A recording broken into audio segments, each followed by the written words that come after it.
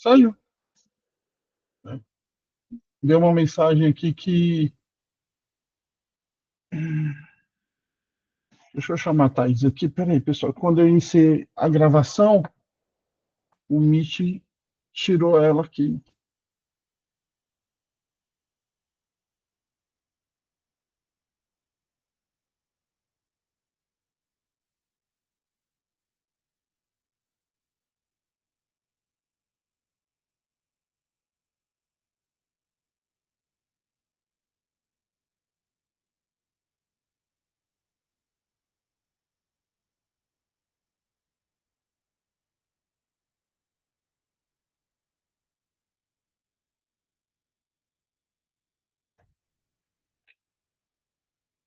Pronto, voltou. Quando eu. Caiu. Quando, Não sei o que é, quando, aconteceu. quando eu iniciei a gravação aqui, Thaís, apareceu uma mensagem para mim que o Meet ia desconectar você por problemas técnicos. Não sei o que foi que aconteceu. Mas Uhum. aí você voltou, então tá tudo certo. Pra Bom, você pessoal, boa ver. noite. Tudo Não, certo? Beleza? foi isso mesmo, tá tudo certo. Beleza, então. Bom, pode ser, pessoal, boa noite. É, vamos, então, dar início ao nosso estudo dessa noite. Vamos continuar, então, com o estudo da Carta aos Gálatas. Vamos orar para iniciarmos. Senhor, nosso Deus e nosso Pai, nós queremos louvar o teu santo nome, Senhor. Queremos agora levar as nossas vozes em oração a Ti e te agradecer, Senhor Deus, por esta semana que se iniciou ontem, Pai.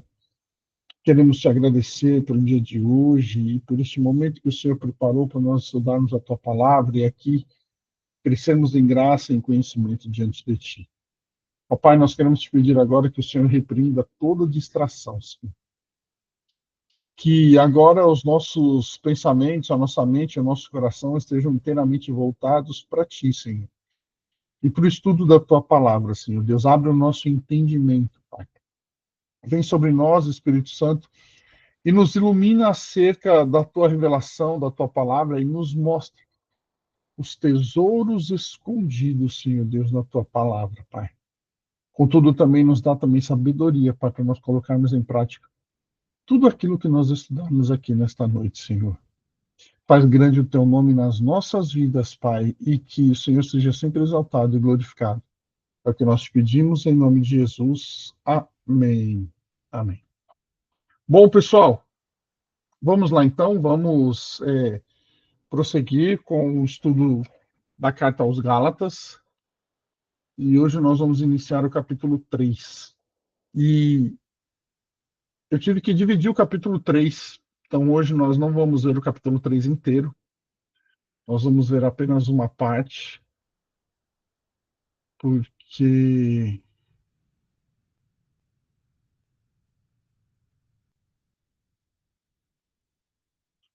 é, porque senão ia ficar muito grande, ia ficar bem grande mesmo. Até a primeira parte vocês vão ver que tem bastante coisa para nós vermos hoje, para nós falarmos. E isso mostra também a riqueza da palavra do Senhor, né? Como que às vezes alguns versículos têm muita coisa para ser dita, muita coisa para nós aprendermos, né?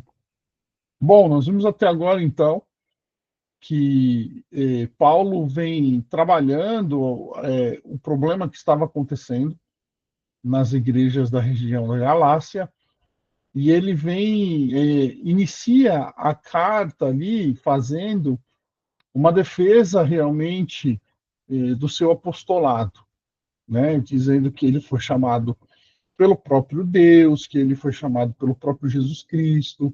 Faz também uma defesa do seu evangelho, né? Dizendo que o evangelho ele recebeu diretamente de Jesus Cristo e não dos homens. E aí ele cita a sua conversão, ele cita o tempo em que ele ficou na Arábia, ele cita o tempo em que ele ficou fora, em que ele não teve contato com nenhum dos apóstolos. Tudo isso para fazer uma defesa realmente do seu evangelho e do seu apostolado, para dizer que o seu evangelho é um evangelho genuíno que ele foi chamado para ser o apóstolo dos gentios, ou seja, pregar aos gentios, né? E que os gentios, portanto, não precisam guardar leis judaicas, como, por exemplo, a circuncisão, que era o principal mandamento da lei, que os judaizantes que estavam infiltrados como falsos mestres nas igrejas da Galácia queriam que os gentios guardassem, queria que os gentios se circuncidassem. E aí Paulo, então, faz toda essa defesa do seu apostolado e do seu evangelho para dizer que o evangelho pregado aos gentios, que é o evangelho de justificação pela fé, é o evangelho genuíno. E que, portanto, então, os gentios não precisam guardar os mandamentos da lei, assim como os judeus que se convertem, né? Porque quando um judeu se converte, e aqui está um ponto interessante para nós vermos, quando um judeu ele se converte, ele passa a ser igreja, e aí enquanto igreja, ele é também justificado pela fé somente, né? Bom, quando chega no capítulo 3, então, ali no final do capítulo 2, Paulo começa, então, a desenvolver o tema da justificação pela fé somente. Para, então, entrar efetivamente nos temas teológicos da justificação pela fé, Paulo vai agora, no capítulo 3, falar nessa parte sobre fé. Tá? Só que ele vai iniciar o capítulo 3 no mesmo tom que ele iniciou o capítulo 1. Vocês lembram quando nós vimos o capítulo 1? Ele começou ali fazendo uma indagação e mostrando uma indignação, porque os Gálatas eles estavam deixando o evangelho que havia sido pregado a eles, que era esse evangelho de justificação pela fé somente, a fé em Cristo Jesus e no seu sacrifício, para guardar mandamentos da lei e buscarem uma justificação pelas obras da lei, né? No capítulo 3, Paulo ele começa o capítulo 3 também de novo com essa indignação. E aí ele começa assim, né? Ó Gálatas insensatos, quem foi que os enfeitiçou? Não foi diante dos olhos de vocês que Jesus Cristo foi exposto como crucificado? Quero apenas saber isto. Vocês receberam o Espírito pelas obras da lei ou pela pregação da fé? Será que vocês são tão insensatos que, tendo começado no Espírito, agora querem se aperfeiçoar na carne? Será que vocês sofreram tantas coisas em vão? Será que é na verdade, se é que na verdade foram em vão? Aquele que lhes concede o Espírito e que opera milagres entre vocês, será que ele faz pelas obras da lei ou pela pregação da fé? Então aqui Paulo vai usar primeiro a palavra insensatos, que é anaoetos, anoetos, que significa perceber com a mente, entender, ter entendimento, né? Mais precisamente, aqui, sem entendimento, né? Porque a palavra insensatos, ela vem de um verbo grego que é perceber com a mente. Então, quando ele traz insensatos, ele é como se ele estivesse falando assim, olha, vocês não estão percebendo com a mente, vocês não estão entendendo, vocês estão sem entendimento, né? Pessoal, Paulo ele está sendo bem, está usando de um eufemismo ali para assim, para mostrar realmente que os Gálatas eles estão tendo uma atitude, como é que eu posso dizer para não ser também pesado nas minhas palavras? Eles estão eles estão tendo uma atitude de pessoas sem entendimento, tá? Só que isso é importante porque os Gálatas eles estavam sendo instruídos, principalmente por Paulo quando esteve com eles, né? Então aqui esse verbo também, essa palavra, insensatos, que tem a raiz nesse verbo de perceber com a mente, indica não só uma atitude de mente, mas uma atitude também de coração, né? Porque não há na linguagem uma, uma linguagem 100% racional. Se na linguagem nós não temos uma linguagem 100% racional, nós sempre temos uma afetividade envolvida nas nossas ações também. Ainda que nós tomemos uma decisão que pareça ser 100% racional, ela tem também algum grau de paixão. Quando eu falo paixão aqui, pessoal, eu estou falando não é o paixão de apaixonar-se, tá? Esse sentimento por outra pessoa. Quando eu falo paixão, eu estou falando de sentimentos e estados de espírito, tá? A filosofia chama sentimentos e estados de espírito como paixão. Por exemplo, a calma. A calma não é um sentimento, calma é um estado de espírito. Então, assim, calma é uma paixão. Tá? Então, quando Paulo chama eles de insensatos, Paulo está querendo dizer que eles estão sem entendimento da mente, mas que o coração também deles está indo para aquilo. Tá? E depois ele faz uma outra pergunta que diz assim: quem foi que os enfeitiçou? Algumas traduções trazem o vacinou, o fascinou, né? De fascinar mesmo, que é a palavra bascaino, que significa encantar realmente, enfeitiçar, tá?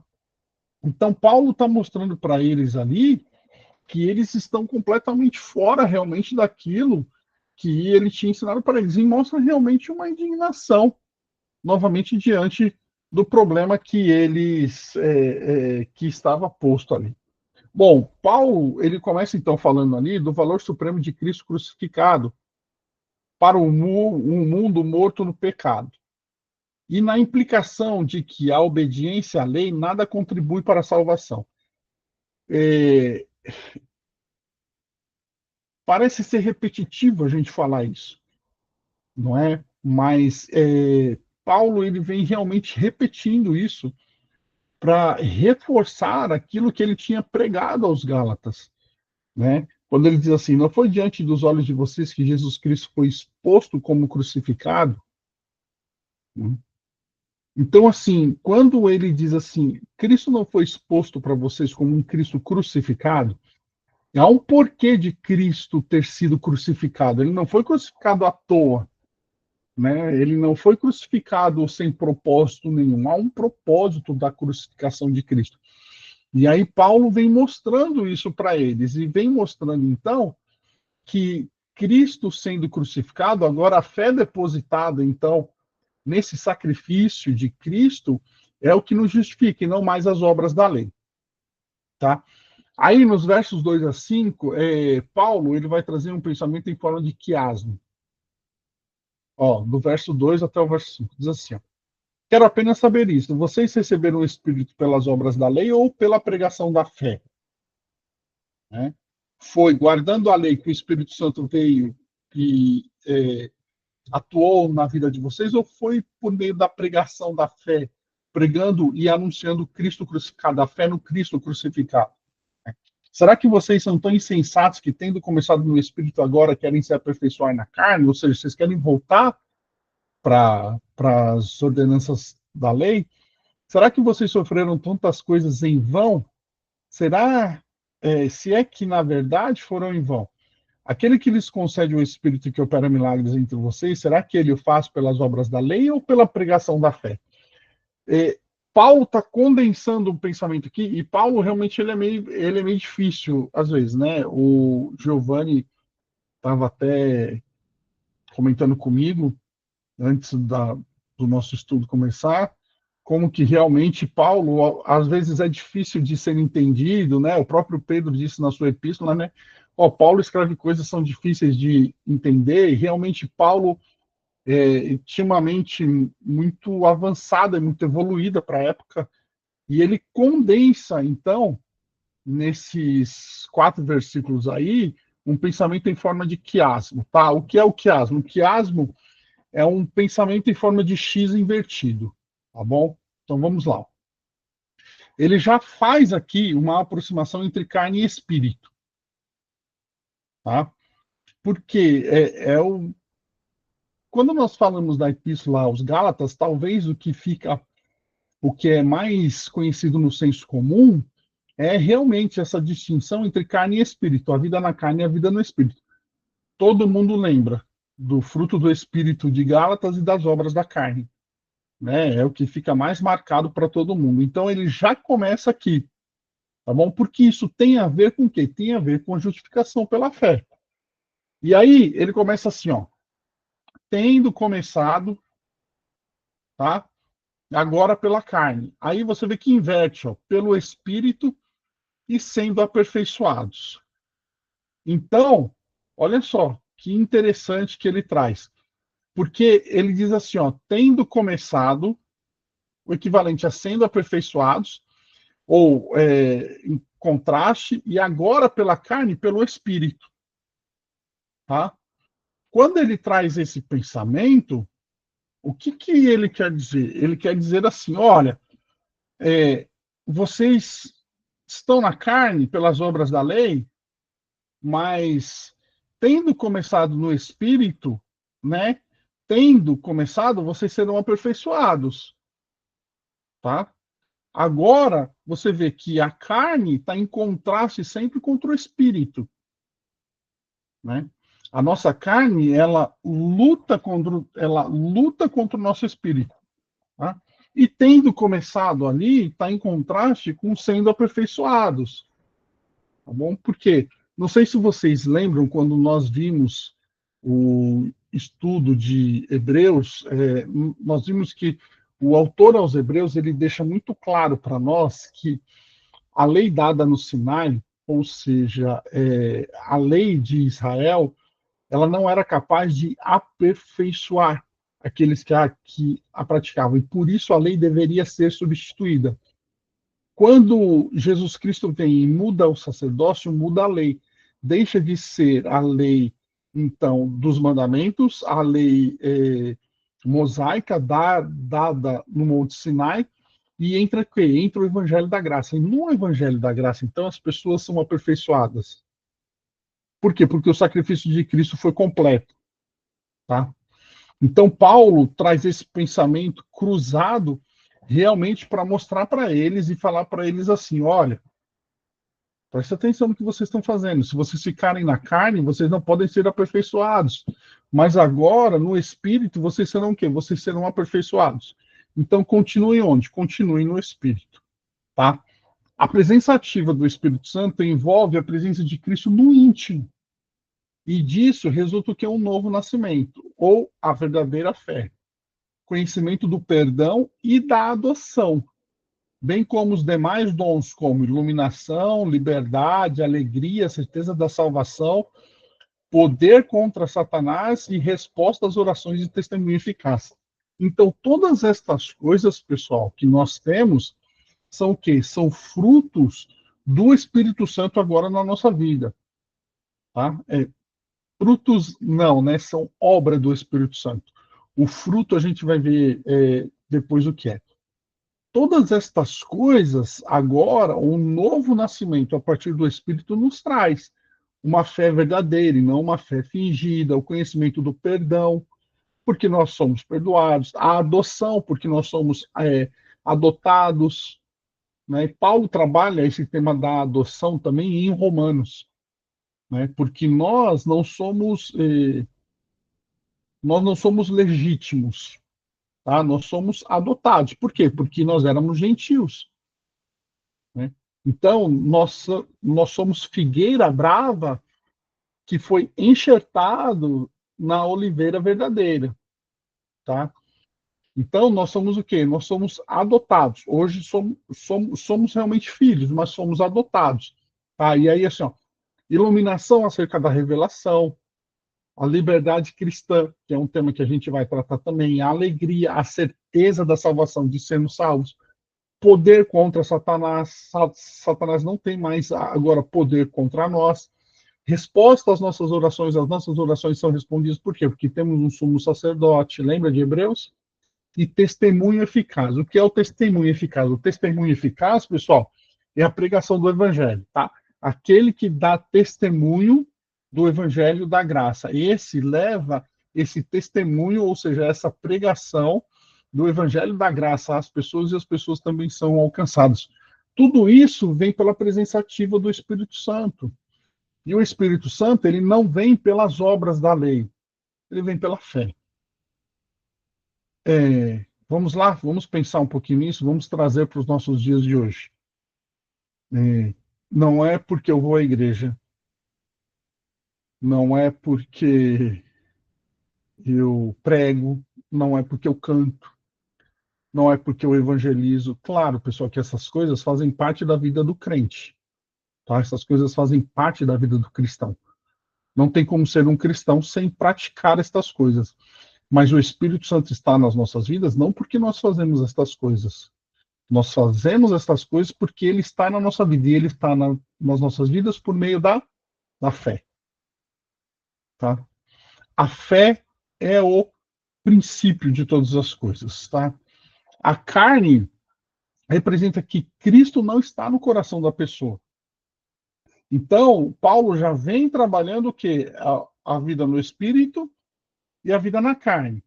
Se você tem a vida no espírito, tem a presença ativa do espírito em você, você tem todas essas coisas que o espírito faz. Se você vive na carne, representa que Cristo não está no coração da pessoa. Por quê? Porque Cristo, Jesus, ele mora em nós hoje, mas ele mora em nós hoje como? Como que ele mora em nós? Ele mora em nós através do seu espírito, que habita em nós, né? É interessante que o verbo habitar no grego tem a ideia de tabernacular, de tabernáculo, realmente, né? Então, assim, ele faz morada em nós, realmente, ele mora no nosso interior. E aí, por meio do seu Espírito, nós temos o quê? Nós temos Cristo, né?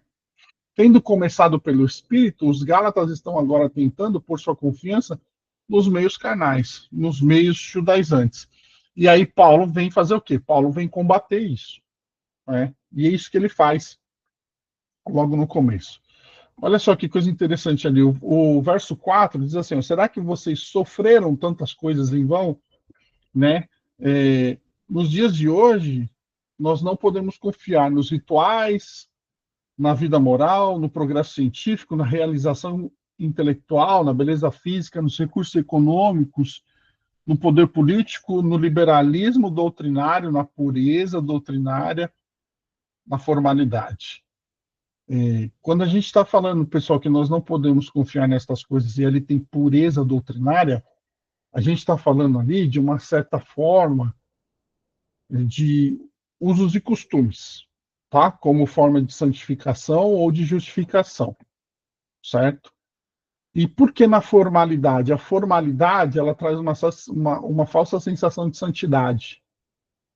Vocês já perceberam isso? Nossa, fulano é extremamente formal, né? Fala gramaticalmente correto, sempre eh, corretamente, sempre se veste muito bem. Nossa, como ele é santo. Então, a formalidade também traz uma falsa sensação de santidade. Nós não podemos confiar nestas coisas, certo? Aí, olha só, o verbo sofrer ali, ele é traduzido em outras versões por experimentar, que é o verbo pacho, tá?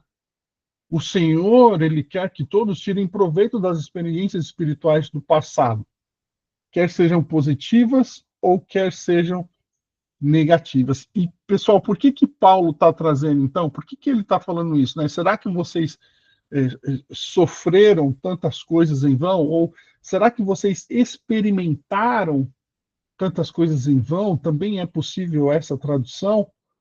Né? E aí ele diz, se é que na verdade foram em vão, é uma afirmação que Paulo está falando, está trazendo ali para eles, para dizer assim para eles assim, ó, as experiências que você tem no Espírito hoje, pela ação do Espírito na sua vida, elas vêm fazer o quê? Elas vêm fortalecer a sua fé, entendeu?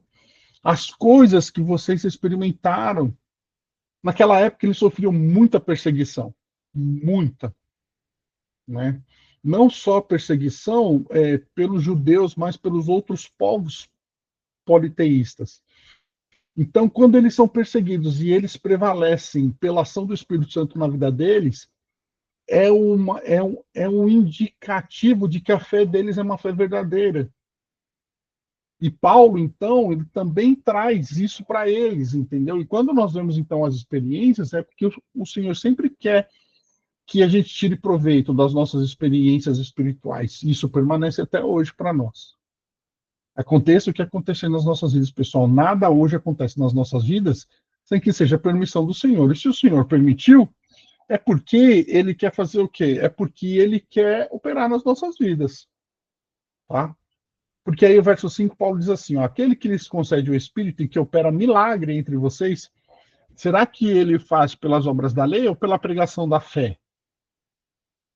Aqui Paulo está falando de milagres operados pelo Espírito Santo que vem por meio da fé. E aqui ele está falando de, primeiro, carismas externos, curas, profecia, línguas estranhas, interpretação de línguas, os dons do Espírito, o fruto do Espírito também, que nós vamos ver um pouco mais para frente.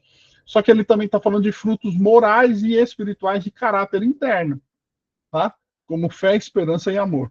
Porque o Espírito, quando vem sobre as nossas vidas hoje, pessoal, o Espírito ele não trabalha somente em um aspecto das nossas vidas. Ele vem trabalhar no nosso ser por completo. Então, quando ele vem operar em nós, ele trabalha no nosso íntimo, né? Ele trabalha nos nossos frutos morais e no nosso caráter para sermos transformados segundo o caráter de Cristo, mas ele também nos capacita com esses carismas externos, né? Ou seja, com esses dons externos. Para quê? Para propagar no seu reino e pregar no seu evangelho. Então, Paulo também está trazendo isso para os Gálatas para dizer assim: estas coisas, o Espírito está operando em vocês pela fé ou pelas obras da lei? Sempre, pessoal, que nós vemos o pensamento de Paulo em Gálatas, nós temos que ter em mente que ele está trabalhando a justificação pela fé e a justificação pelas obras da lei, tá? Essas bênçãos de ambos os tipos foram derramadas liberalmente sobre os Gálatas por meio da fé no Senhor Jesus Cristo e não pelas obras da lei. Por isso que Paulo está trazendo à mente deles isso, para eles entenderem que tudo o que eles vivem e que tudo o que eles possuem e receberam veio pela fé e não pelas obras da lei, tá? Ó Gálatas insensatos, né? Ó homens de hoje insensatos. O justo vive o quê? O justo vive pela fé. Tá? Da mesma forma que Paulo escreve de só Gálatas insensatos, hoje nós podemos dizer também: ó homens de hoje insensatos, o justo viverá pela fé. E a gente vê quanta gente busca a justificação por aquilo que pratica, né? Ou uma forma de compensar, né? Ah, eu pequei mais essa semana, então eu preciso ir para a igreja. Para quê? Para compensar? Não é o ir à igreja, né? É o arrependimento do coração, né? Que vem trazer isso para a gente. Aí, Paulo, então, vai agora, a partir do verso 3, trazer o exemplo de Abraão para nós, tá? E por que que ele vai trazer o exemplo de Abraão?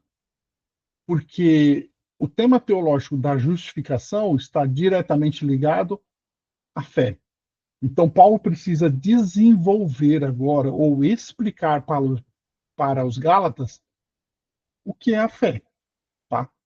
E aí ele diz assim, né? É o caso de Abraão, que creu em Deus e isso lhe foi atribuído para a justiça. Saibam, portanto, que os que têm fé é que são filhos de Abraão. Ora, tendo a Escritura previsto que Deus justificaria os gentios pela fé, pré-anunciou o Evangelho a Abraão, dizendo: pessoal, isso aqui é tão importante.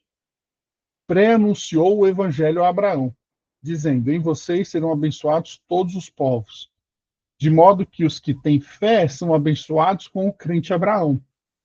Pois todos os que são das obras da lei estão debaixo da maldição, porque está escrito: maldito todo aquele que não permanece em todas as coisas escritas no livro da lei para praticá-las. E é evidente que pela lei ninguém é justificado diante de Deus, porque o justo viverá pela fé, tá? Paulo agora começa a sua argumentação para provar que a justificação só pode ser alcançada pela fé com o exemplo de Abraão. Então ele vai trazer o exemplo de Abraão para mostrar que a justificação vem somente pela fé e não pela lei, tá? Aqui Paulo vai provar duas coisas. Primeiro, no início da história de Israel fica evidenciado que Deus escolheu essa nação para que em e através da sua grande semente ela pudesse não só receber uma bênção, mas também tornar-se uma bênção para o mundo. Então, o que Paulo vai dizer ali? Paulo vai provar para eles que o Senhor escolheu a nação de Israel, ou seja, o povo judeu, para que essa nação não só fosse abençoada por Deus, mas que ela se tornasse bênção também para o mundo. Quando Deus chama Israel, o propósito de Deus com Israel é que, primeiro, Israel fosse abençoada e recebesse todas as bênçãos de Deus, para que eles fossem uma nação santa de reis e sacerdotes, e que, através deles, então, o mundo pudesse ser alcançado pelo Senhor. Tá? Vamos trazer para os nossos dias? O Senhor nos chama, o Senhor nos perdoa, o Senhor nos justifica, o Senhor nos limpa, o Senhor nos capacita para nós irmos ao mundo e levarmos ao mundo aquilo que nós recebemos dele. Vocês estão vendo como o plano de Deus, ele continua, né? Então, o primeiro ponto foi esse. O segundo é que a fé e não as obras foi o meio divinamente determinado para se receber essa bênção desde o princípio, de tal maneira que pudesse proclamá-la ao quê? Às nações, tá? Abraão creu em Deus, creu naquilo que Deus havia falado. Essa fé não era uma questão de mérito, mas lhe foi graciosamente imputada por Deus. Importante a gente falar sobre isso também, porque às vezes a gente pode pensar assim: ah, mas eu criei, né? Eu tive fé, eu demonstrei fé. Então também eu tenho um mérito nisso que eu recebi. Aí que está. A grande questão é que até a fé que nós temos, ela é o quê? Uma ação da graça de Deus nas nossas vidas. Tá. Anderson, mas tinha graça no Antigo Testamento? Claro que tinha. Claro. Desde sempre a graça de Deus esteve com o homem. Tá? O que nós temos da diferença do Antigo Testamento para o Novo Testamento é que agora, no Novo Testamento, ou seja, na época da graça, a graça foi plenamente manifesta em Cristo Jesus, trazendo salvação a todos. Mas a graça, o favor imerecido de Deus, sempre esteve com o homem. Quando Deus chama Israel e diz assim: ó, eu escolhi vocês, vocês são meu povo, isso não é demonstração de graça? Isso não é favor imerecido? Quando Deus livrava Israel de outros povos, ou dava vitória sobre as guerras, isso não é um favor imerecido de Deus? Então, é a graça de Deus manifesta sobre Israel, trazendo bênção sobre Israel. Tá? Então, até mesmo a fé que eles demonstram é o quê? É uma ação de Deus na vida deles, é uma ação da graça do Senhor. Por isso que não tem mérito nenhum nosso, como também não tem mérito nenhum deles, né? Abraão não teve mérito, ele foi chamado de pai da fé porque ele creu. Mas essa fé foi um princípio da ação de Deus na vida dele, por isso que o mérito é todo de Deus, tá? Quando ele chama de Abraão pai da fé, ali a gente vai entender daqui a pouco melhor porque que Abraão é o pai da fé, mas é porque em Abraão nós recebemos o quê? A promessa que foi feita a Abraão. E como ele é o pai, ele é o representante, tá? Vamos lá. Paulo usa Abraão como exemplo também pela questão da circuncisão, pois foi dada como ordenança a Abraão. Só que a justiça foi imputada a Abraão muito antes da circuncisão, tá? A circuncisão,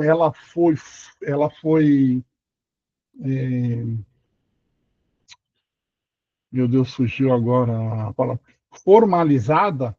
A circuncisão foi formalizada como um mandamento na lei, mas o Senhor ordenou que Abraão praticasse a circuncisão, tá? Pessoal, o Senhor faz essas coisas com Abraão como o fato da circuncisão, o fato de que Abraão deu o dízimo a Melquisedeque, como nós vimos no nosso estudo em Hebreus, para mostrar que essas coisas são anteriores à lei, tá? E quando essas coisas vêm anteriores à lei, quer dizer que determinadas coisas elas não passam quando a lei passa. Ah, Anderson, mas se a circuncisão ela não passou, eu devo me circuncidar? Me circuncidar?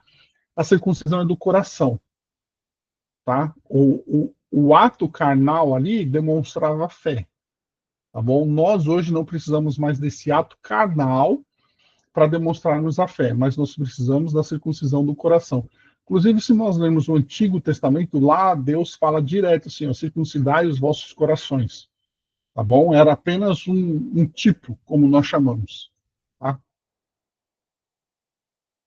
Vamos lá. A promessa que foi feita a Abraão, nós podemos entender um pouquinho melhor do que Paulo fala em Gálatas quando nós vamos para Romanos. Tá? Lembrando que Romanos foi escrito depois, né? Mas nós vamos lá para Romanos para a gente entender uma coisa muito importante desse chamado. De Romanos 4, de 6 a 12, diz assim, ó. E é assim também que Davi declara ser bem-aventurado aquele quem Deus atribui justiça. Você vê que são os mesmos termos, pessoal. Vocês lembram que quando nós começamos o nosso estudo de Gálatas, eu falei para vocês que quando nós estudamos, por exemplo, a teologia paulina, nós pegamos tudo o que Paulo escreveu sobre justificação e sistematizamos aquele pensamento, e tudo o que Paulo escreveu sobre justificação deve estar em harmonia, não pode ter contradição e tal, e não há mesmo.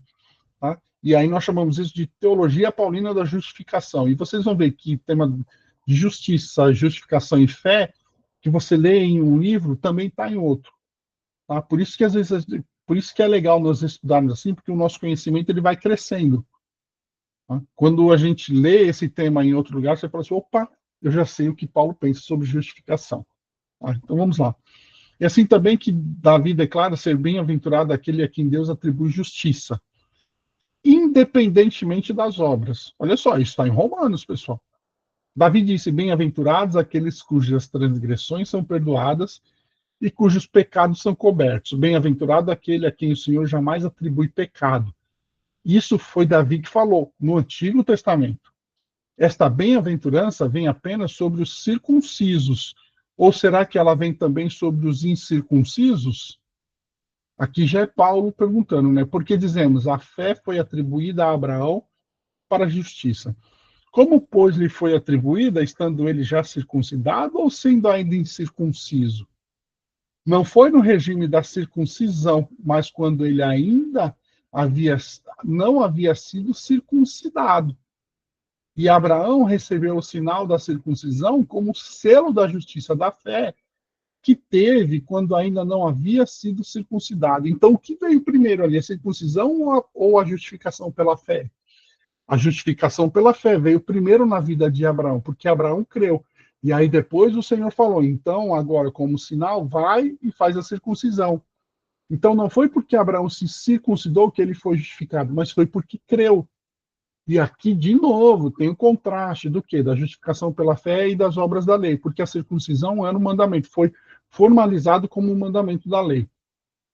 Vamos lá, vamos continuar. E isto para que ele viesse a ser o pai de todos os que creem, embora não circuncidados, a fim de que a justiça fosse atribuída também a eles. Aqui está falando dos gentios, pessoal. Tá?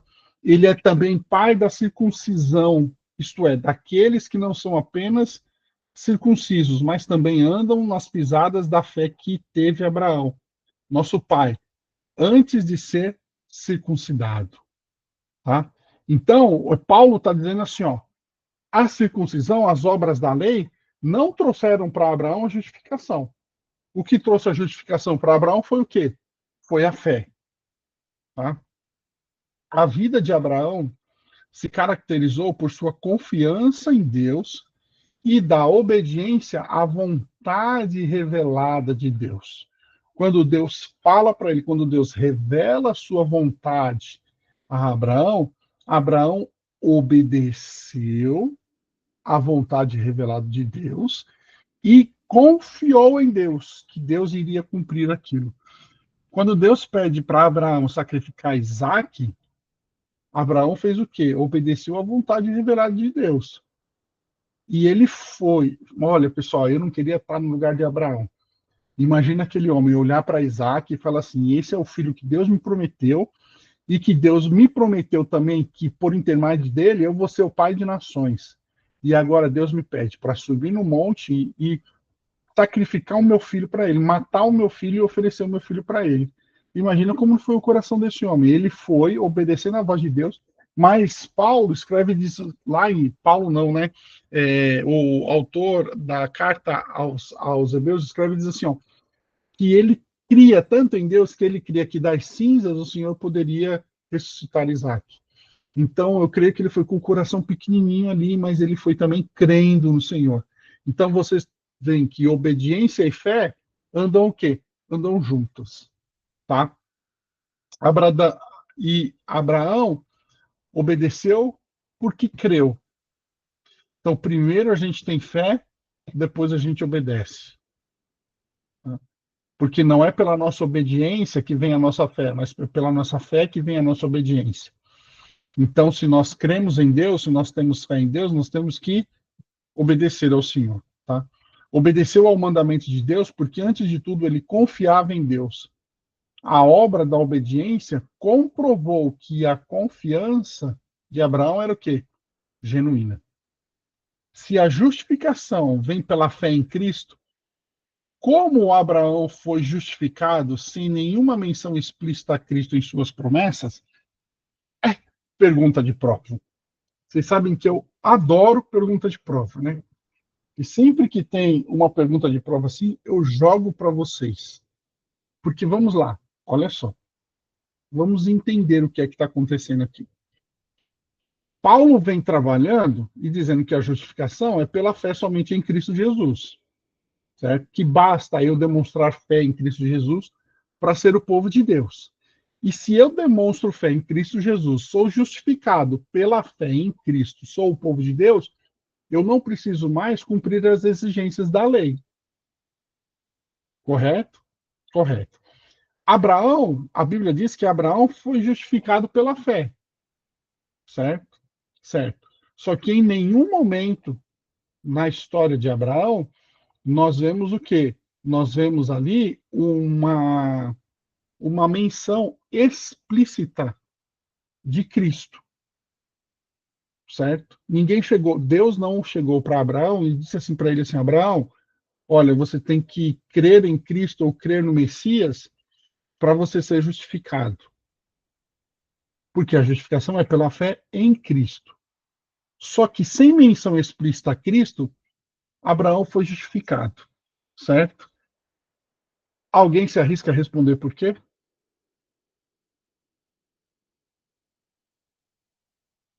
Fala, Giovanni. Será só porque ele creu na promessa de que, através dele, todas as nações da terra seriam benditas, que é, no caso, através do sacrifício de Cristo, que todas as nações da terra são benditas, é isso? É quase E não isso. necessariamente ele creu em Cristo, mas ele creu nessa promessa que, sei lá. É quase isso. Está esquentando. Está esquentando. Quase isso. Está no caminho certo. Porque ainda não tinha chegado o tempo de Cristo ser manifestado? Também. Também. Vamos lá. Vocês estão formulando pensamento, tá vendo? Isso é fazer teologia. Vocês estão pensando.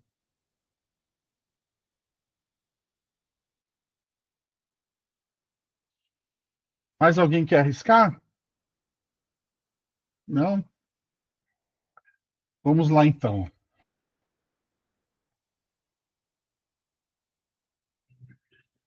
Abraão creu que por meio da linhagem de seu filho Isaque chegaria a semente abençoada, por meio da qual o Senhor abençoaria todas as nações. Giovanni, só faltou você falar que que da semente de Abraão, ou seja, da promessa de Abraão, viria o Messias. E que por meio do Messias, então, em Cristo Jesus, no Messias, a promessa feita de bênção às nações chegaria a todos. Quando Abraão crê na promessa de que ele seria o pai das nações e que ele seria, e que da semente dele viria o Messias, e que nesse Messias todas as nações seriam abençoadas, essa fé de Abraão lhe foi o quê? Atribuída como justiça. Por quê? Porque Paulo disse que foi pré-anunciado a Abraão o quê? O Evangelho. É aqui que está ou é mais para trás? Ali no verso 8. Ó, tendo a Escritura previsto que Deus justificaria os gentios pela fé, pré-anunciou o Evangelho a Abraão, dizendo: em vocês serão abençoados todos os povos.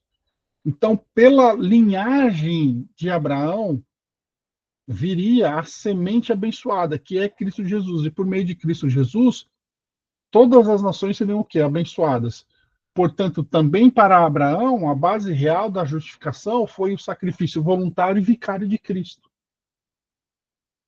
Quando ele demonstra fé naquilo que Deus prometeu para ele, tudo estava já ali de maneira implícita ou explícita nessa promessa a Abraão. E é exatamente por isso que Abraão é chamado de o pai da fé.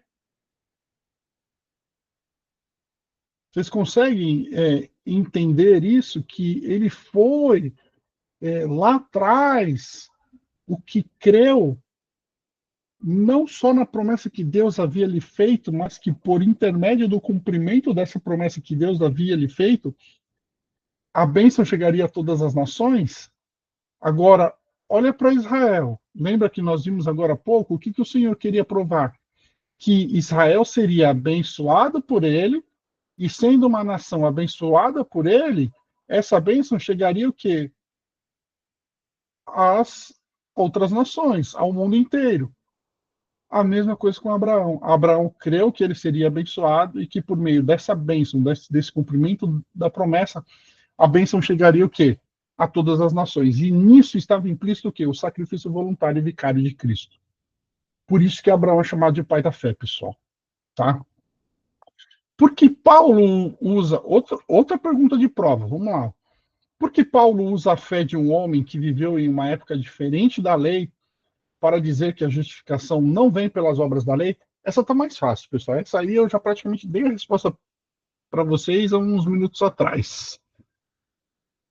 Vai, Giovanni, vamos lá.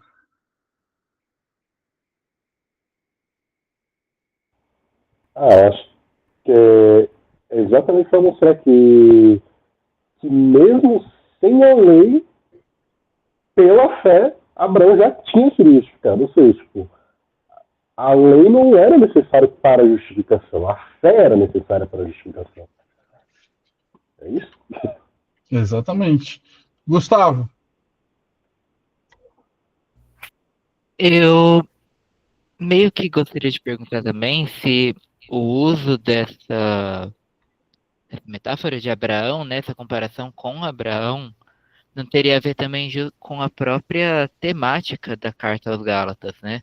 Que ele vai trazendo desde os exemplos mais antigos que você tem um ponto em comum os judeus, né, se identificam como filhos de Abraão, e justamente o debate era contra esses judeus que queriam trazer as tradições judaicas para dentro da igreja. Então ele traz desde o princípio do que os judeus criam, né, do que os judeus acreditavam, para mostrar que não, para fazer um paralelo com a época deles. Legal. Ele faz todo um discurso baseado no antecedente histórico para poder chegar nessa conclusão. Legal. A Ingrid escreveu, porque nessa época não havia lei. E vocês três estão corretos na resposta de vocês. Tá? Quando Paulo traz a fé de um homem que viveu antes da lei, Paulo está querendo provar que o quê? Que a justificação, ela sempre foi pela fé. tá? Justamente para provar que mesmo que a lei existisse, a justificação sempre foi pela fé. A justificação nunca veio pela lei. A justificação sempre foi pela fé. Que na época de Paulo, pessoal, os judeus estavam tão longe do cumprimento da lei e estavam vivendo uma interpretação tão longe do que realmente era a lei que eles não conseguiam enxergar isso. Quando Jesus vem, aqui é um ponto importantíssimo dos evangelhos, quando Jesus vem cumprir a lei, você pode ver que todas as vezes, por exemplo, tá? Jesus curou aos sábados? Curou, certo? Curou aos sábados. Os judeus diziam que não se podia curar nos sábados, correto? Correto. Quando Jesus cura no sábado, ele infringiu a lei? Não. Jesus não infringiu a lei, Jesus cumpriu a lei. Quando Jesus vem e mostra para eles que no sábado era possível curar, Jesus estava dizendo assim, ó, a interpretação que vocês têm da lei está tão distante do que realmente é cumprir a lei que eu vim mostrar para vocês o que é cumprir a lei. Então, quando Paulo traz isso, Paulo está querendo dizer assim, ó, a fé sempre foi a base para a justificação. Nunca foi a lei. Tá? A lei, ela tem um propósito, tá? Que nós vamos ver. Mas a lei nunca foi para justificação. Tá? Vamos lá, vamos prosseguir. Ó, do verso 8 ao verso 10 agora. Ó. Ora, o Giovanni escreveu, era como se ele tivesse dizendo, vocês estão usando Abraão e as leis para contra o evangelho de Cristo, nem percebe que a própria história de Abraão testifica a favor do evangelho da justificação pela fé somente em Cristo e seu sacrifício.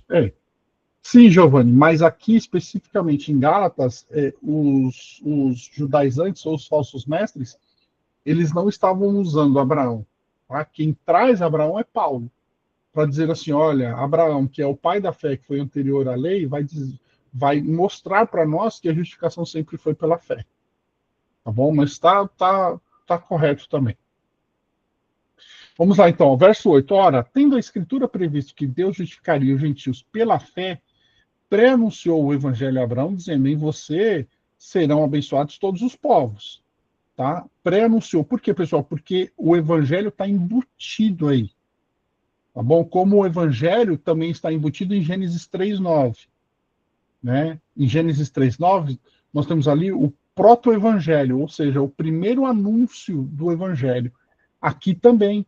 Tá? O evangelho está pré-anunciado, de modo, verso 9, de modo que os que têm fé são abençoados com o crente Abraão, pois todos os que são das obras da lei estão debaixo da maldição, porque está escrito, maldito todo aquele que não permanece em todas as coisas escritas no livro da lei para praticá-las. Tá? Quando o evangelho é pré-anunciado a Abraão, o que está ordenado antes da fundação do mundo é que, pela fé, e não pelas obras da lei, Deus justificaria o quê? Os gentios.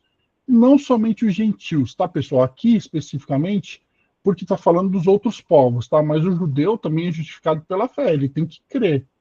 E aí, quando o judeu crê em Cristo Jesus, ele se torna o quê? Ele se torna um cristão, se torna igreja. Tá?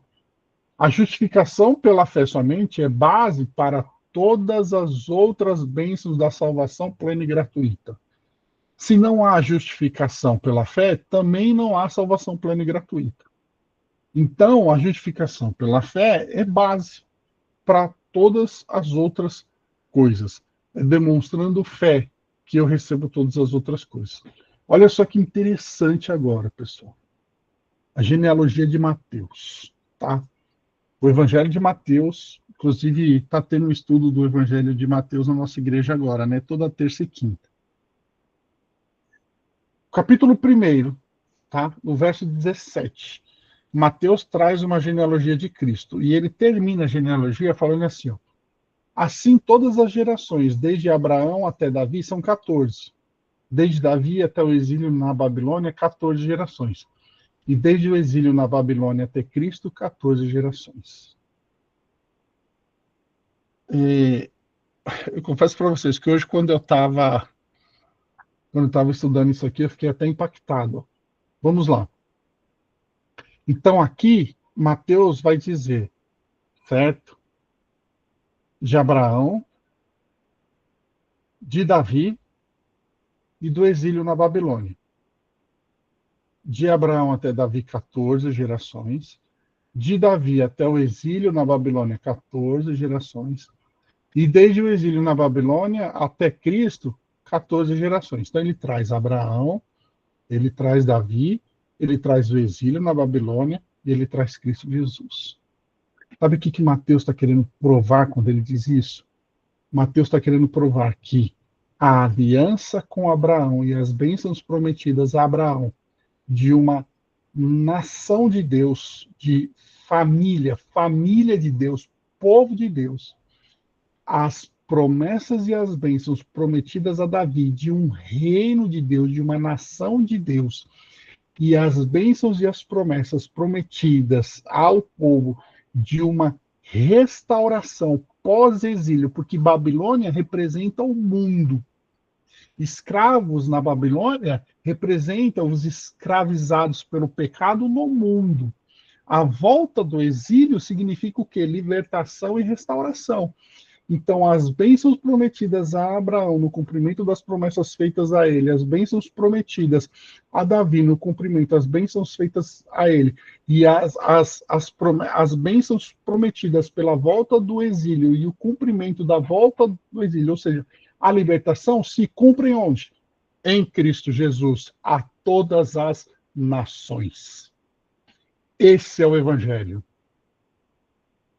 Porque em Cristo Jesus nós somos o quê? Nós somos nação de Deus, nós somos família de Deus, nós somos reino do Senhor. Em Cristo Jesus. E para nós alcançarmos tudo isso é pela fé. Pela fé em quem? Em Cristo Jesus. No centro de tudo isso está o quê? Está Cristo Jesus. E a gente alcança isso como? Pela fé. Não é pela obra da lei, mas é pela fé em Cristo Jesus. Vamos lá, vamos continuar. Ó. Quando Paulo diz assim, ó, maldito todo aquele que não permanece nas coisas da lei, ele está querendo dizer assim, ó, é impossível o homem cumprir toda a lei e ser por ela justificado. Portanto, todo homem se torna o quê? Maldito. Malditos que, quando ele quer cumprir a lei e ele não cumpre, ele se torna o quê? Maldito. E é impossível ao homem cumprir toda a lei. Então, todo homem que quer se colocar debaixo da lei é o quê? É maldito, tá? Assim, qual é o verdadeiro propósito da lei? Se a lei não justifica e todo aquele que se coloca debaixo da lei é maldito, qual é o propósito da lei? A lei servia de preceptora ou guardiã para conduzir o pecador a Cristo. A lei guiava o pecador para a justificação, a graça e o perdão. A lei guiava o pecador ao quê? A Cristo Jesus. Quando você olha para a lei aponta para Cristo. Os sacrifícios apontam para Cristo. O tabernáculo aponta para Cristo. Os mandamentos apontam para Cristo. Tudo aquilo apontava para Cristo. O objetivo da lei não era justificar o homem, porque a lei não podia justificar o homem, a lei apontava para a justificação. A lei apontava para a graça, a lei apontava para a salvação, que é o quê? Cristo Jesus. Por isso que Paulo, em Romanos, vai dizer que a lei é boa, porque ele diz assim, ó, sem a lei eu não saberia o que é salvação, porque quando a lei mostra o meu erro, mostra o meu pecado, me mostra também o quê? A salvação. Tá? Esse é o propósito da lei, pessoal. E aí Paulo vai terminar, então, essa parte dizendo assim, ó, e é evidente que pela lei ninguém é justificado diante de Deus, porque o justo vai viver o quê? Pela fé. Uma das frases mais conhecidas de Paulo, o justo viverá pela fé. O justo viverá pela fé. Viver pela fé não consiste somente em crer nas promessas. Vamos lá, vamos pensar sobre isso, tá? Crer nas promessas é um dos aspectos dos que vivem na fé. Sabe? É um aspecto só. Desculpa, pessoal. Viver pela fé significa viver controlado ou caracterizado pela fé, que também é depositar a sua confiança em Deus como princípio governante. Então, viver pela fé é crer na promessa de Deus, mas é crer que Deus está no controle de todas as coisas, crer que Ele é soberano, crer que nada acontece fora da sua vontade e dos seus propósitos. Vocês estão vendo que viver pela fé não é somente um aspecto das nossas vidas, mas é a nossa vida como um todo. Por isso que Paulo escreve e diz assim, o justo viverá pela fé, engloba toda a nossa vida. Não é um aspecto só, engloba tudo. Os filhos de Abraão, portanto, pela fé, se tornam o quê? Herdeiros das promessas que foram feitas ao patriarca, Abraão. Se Abraão hoje é o nosso pai da fé, e se nós, pela fé, somos filhos de Abraão, nós somos herdeiros das promessas de Abraão. Então, a promessa de prosperidade, a promessa de bênção, todas essas coisas. Os gentios se tornam filhos da promessa por meio da semente espiritual. E, portanto, são também o quê? Justificados pela fé. Assim como Abraão foi justificado pela fé, assim também a nossa fé hoje em Cristo Jesus faz o quê? Também nos justifica. É o que Paulo está querendo dizer ali. Tá? Para vocês verem só que coisa interessante. Ó, Abacuque 2,4. Eis que a sua alma está orgulhosa, sua alma não é reta nele, mas o justo viverá pela sua fé. Pessoal, Abacuque, profeta menor, vivia na época da lei, e escreve e diz o quê? Que o justo viverá pela sua fé.